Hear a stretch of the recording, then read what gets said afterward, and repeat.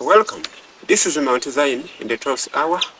Today I'm going to talk about the schoolmaster, and we are going to turn to the book of Galatians 3, verse 23 says that, But before faith came, we were kept under the law, shut up unto the faith which should afterwards be revealed. The people to start believing in the blood of the Yahshua is the faith that was to come. Verse 25, But after that faith is come, we are no longer under a schoolmaster. So the people in the Old Testament were kept under the animal sacrificial law. Verse 24, Wherefore the law was our schoolmaster.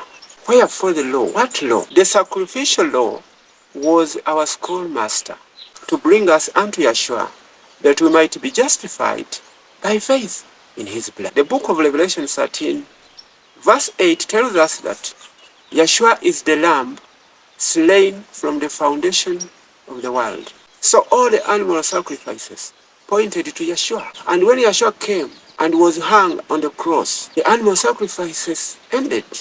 The sacrificial law was nailed to the cross. Let us turn to the book of Colossians, chapter 2, verse 14. Blotting out the handwriting of the ordinances that was against us, which was contrary to us, and he took it out of the way, nailing it to his cross. So we need to understand the phraseology of this scripture. Blotting out the handwriting of the ordinances that were against us.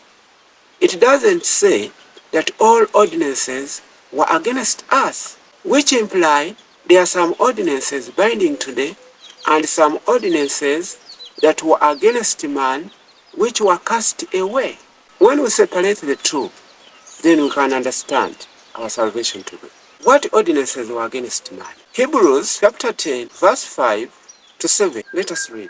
Wherefore, when he cometh into the world, he saith, Sacrifice and offering thou wouldest not, but a body hast thou prepared me.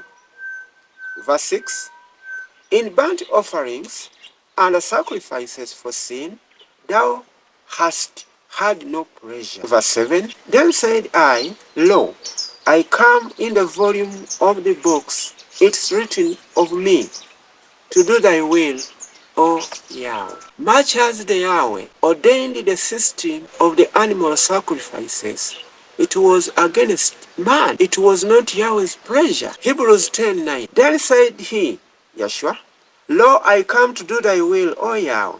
He taketh away the first, that he may establish the second. The first was the animal sacrificial blood. He took it out of the way. The second was his own blood. That was the first to come, so that all people in the New Testament would believe in Yahshua's blood for remission of their sin. But before this faith came, they were kept under the law of the animal sacrifices. Therefore, the sacrificial law, or the law of the animal sacrifices, were the ordinances that was against man. Yahshua took it out of the way and nailed it to his cross. What ordinances are still binding today? Deuteronomy chapter 7, verse 9. Know therefore that the Yahweh, thy creator, he is Yahweh, the faithful Yahweh, which keepeth covenant and mercy with them that love him and keep his commandments to 1,000 generations. The commandments in general, we talk about the 10 commandments, the feast days. Let us first discover, where does the 1,000 generations start and where does 1,000 generations end?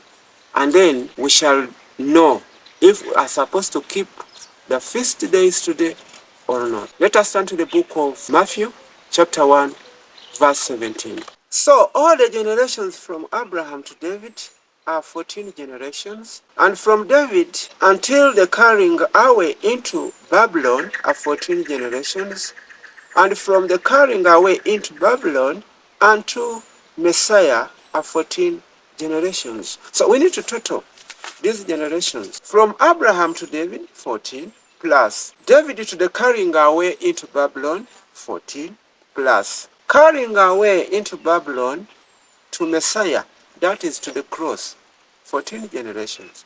So the total is 42 generations. So 1,000 generations start with Abraham to the period of the New Testament. And now we see that from Abraham to the cross, we had 42 generations. So to get the generations that we still have in the New Testament, we take 1,000 minus 42 generations, and we get 958 generations. So the people living today in the New Testament have no excuse. Yahweh can only extend his mercy to us today if we love him and keep his commandments to 1,000 generations. And these commandments, we have in there the feast days, and the feast days is the plan of salvation, which the man of sin came and destroyed during the Dark Ages. The book of Daniel, chapter 7, verse 25, tells us that he will speak great words against the Most High and think to change the times and the laws. The times is the creation calendar. The laws are the laws of the sanctuary, the feast days, the plan of salvation recorded in the book of Leviticus, chapter 23. And when the man of sin came, he changed the system of worship with a false system of worship we have in the world today. The book of Leviticus, chapter 23, verse 21, 31, and 41 tell us that the feast days are a statute forever throughout the generations of Israel. And today we still live under these generations.